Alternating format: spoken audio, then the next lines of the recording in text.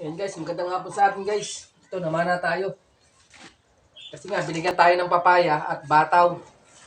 Ay hindi naman masarap yung papaya kung gagataan natin na walang halo. Kaya ito, kumuha ako ng alimasag.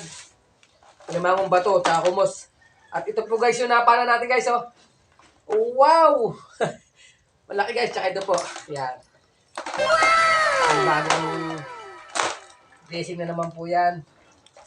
Kaya nga, kapag masipag ka, at marunong ka sa dagat, saglit lang po yung ulam. Pagka maganda lang po talaga yung ano.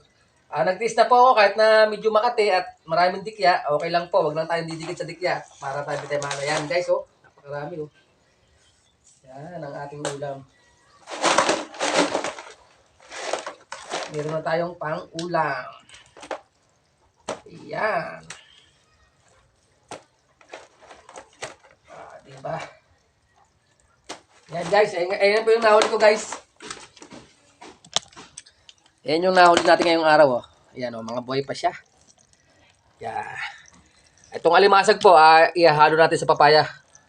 Gagataan po natin yan. At ito po yung mga isda ay yung iba po niya na ibigay ko sa nanay ko at sa anak ko para kahit pa paano may baon sila.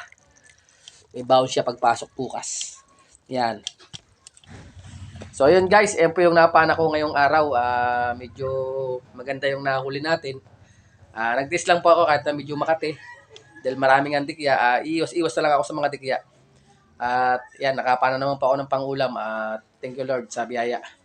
At yun lang guys, magandang hapon po sa ating lahat. At ingat po tayo palagi.